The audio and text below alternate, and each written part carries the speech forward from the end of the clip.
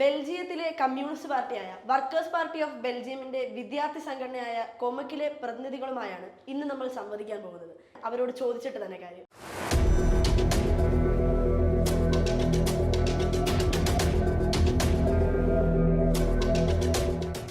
First of all, we feel very privileged to have you for a conversation with the comrades from Belgium. So I'd like to ask you that how do you feel when you came to India to study about the Communist Party of Belgium? It has been really a pleasure for all of us actually. We got to meet a lot of interesting people who told us about their struggles, about how we learn a lot about India and how the country is formed, but also a lot about the people in it and how they fight actually, and how there are certain problems and how they attack them and stand up for themselves. And it was really important and interesting for us. So we got to meet the women's movement, the students' movement, the farmers' movement, the workers' movement.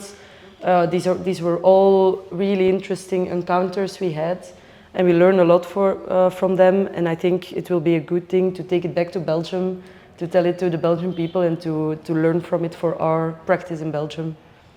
Kerala has been a stronghold communist movement. How do you came to know about the movements in Kerala and India before coming here?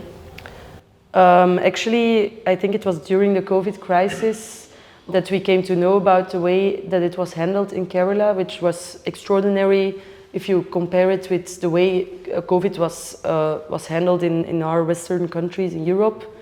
And so that was actually the first time I personally heard about Kerala. And then we got to look into it a bit more, and we were actually really interested in how it was with a state with a communist government. And that was something that we really wanted to learn more about. So now we're here. Okay. Belgium is known for it's a very capital kind of government with high facilities, more than that of India and also in Kerala. Like high facility in healthcare, education and other public services and all. So what are the challenges you're facing there as a movement, a communist movement, being a communist movement in Belgium? So our party has seen a lot of successes recently in elections, but also in terms of more and more members, more and more people joining us. And this is a unique position in Europe, because in Europe we see that the extreme right wing is rising, but the radical left and the authentic left wing parties are struggling to also become bigger and more popular. And we, as a Marxist party of the 21st century, we are one of the only radical left parties who are actually advancing. And so this is because in recent years we decided to really broaden our party and to decide that we need to start from problems in which the masses of people are experiencing. And so this is the basis of our success. And maybe to give a comparison, in 2008, for example, which was a very crucial year for our party, because we had the party congress in which we decided to focus more on the problems of the people and to accept more members in our party. We had, I think, about 20,000 votes during the elections. And now in 2019, which were the last elections in Belgium, we had 470,000 votes. And we came from 0 members of parliament during that era to 12 members of parliament out of 150 in the national parliament. And we now have 24,000 party members. So we're really proud that we are actually advancing, and also we feel that we are really pushing the debate in Belgium to the left, and also helping ordinary people in their struggles with whether it is about higher wages, about climate change, about feminist issues. We more and more see that the traditional media, for example, they are obligated to listen to us because they can't ignore us anymore. More and more activists also join our party. So we're really happy that we can be this left influence in the capital of Europe. So our party works with, I think it's similar with your party, we work with congresses. Okay. And so this is the highest body of our party. We had a congress in December of last year, in which we decided on 3 focuses.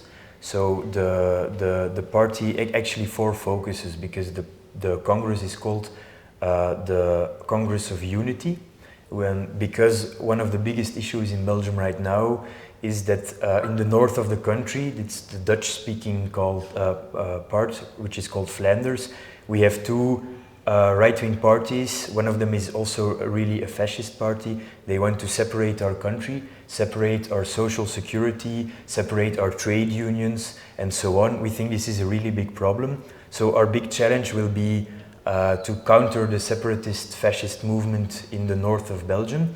But in our Congress we also decided that we want to give working class people more room in the leadership of our party, and also as spokespersons, because our party is still led by people with like intellectuals, as we say, people with higher education degrees and so on.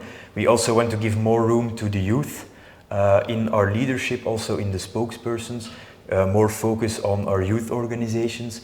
And thirdly, we also reconfirmed that we are a party of socialism. We call it Socialism 2.0. We want to find our own path in our own conditions in Belgium and Europe to socialism. And so every party congress, which is every 5 years, we decide the orientations. We also elect a national council, which has the mandate from all the party members to lead our organization. And then we also have organized groups in different all over Belgium. We have around 400 organized groups, which is a bit of the equivalent to your party branches, who then will organize activities. It can be either local issues or national campaigns, and these are really our organized backbone of our party. Okay, so as you just said, there's a difference between the language, the places which is connected with the one speaking one Dutch and also one region speaking French. How does that affect the movements and the growth of this party? I think that they are trying really hard to set people up against each other. For example, you have these 2 right-wing parties that Sandra was talking about, who are always saying, if you don't have enough, for example, there's a big problem with social housing in Belgium, and a lot of people are on waiting lists for their social housing. And often they say, or that it's the fault of immigrants taking the social housing, which is obviously not true. But they can also sometimes say, for example, in the social security system, that actually the people from Wallonia, so the French-speaking people in Belgium, are taking more advantage of the social security than them.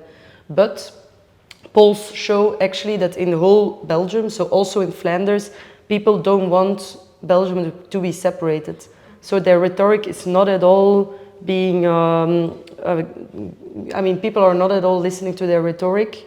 They vote for these parties for other reasons, like their social problems and the racist alternative that they put for them.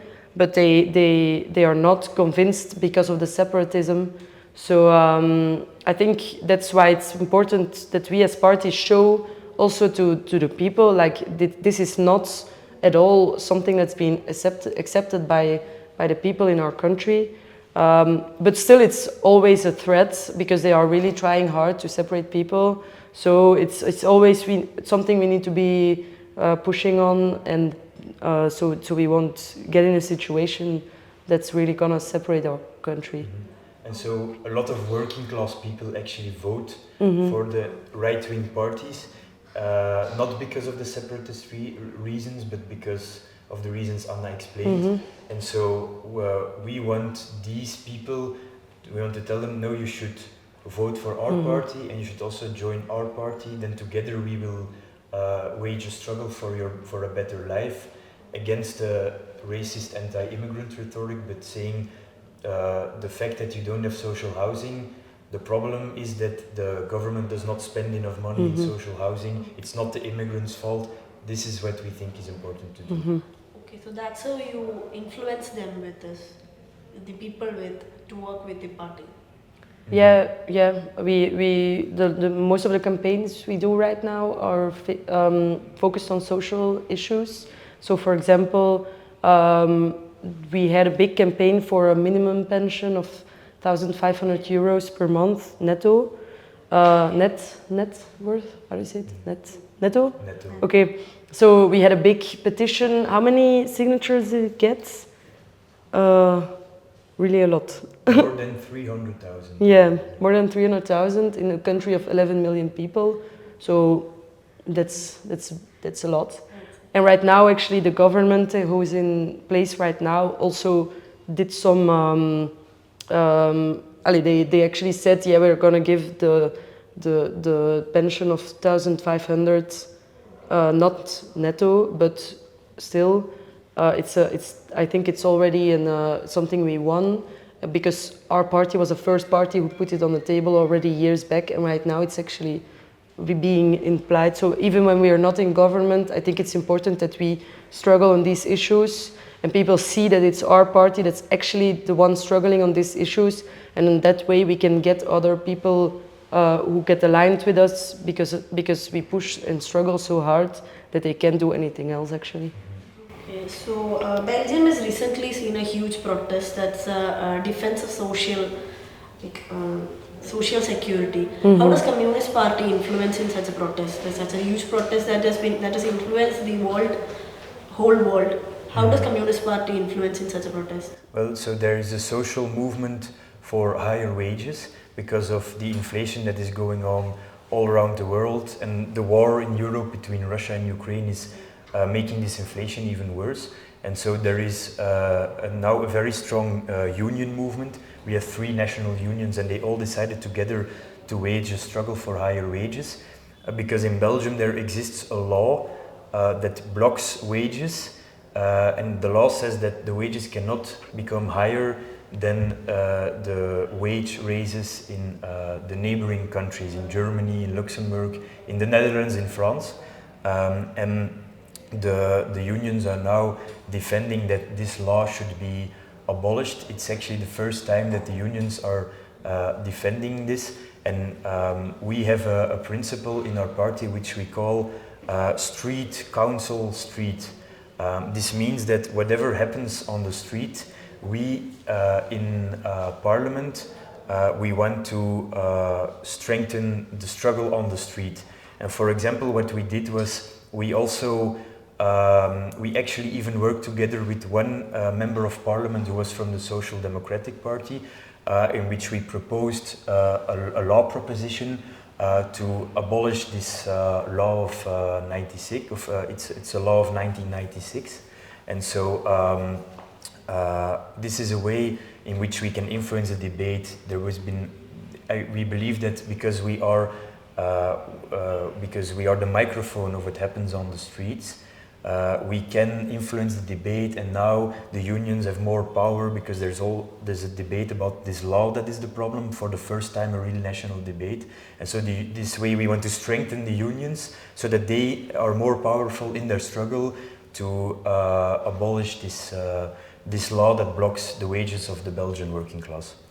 Okay, so as a roundup, how do you compare the working of the party in Belgium and in India? How do you feel about the working of Communist Party in India and also in Kerala, as you visited so far? I think that the context of our parties is completely different, of course. So that's one thing I find really important. I think we are comrades, and we struggle for the same thing actually, but of course you have different ways of struggling for it, because you always need to, as a Marxist, look at the context you're working in.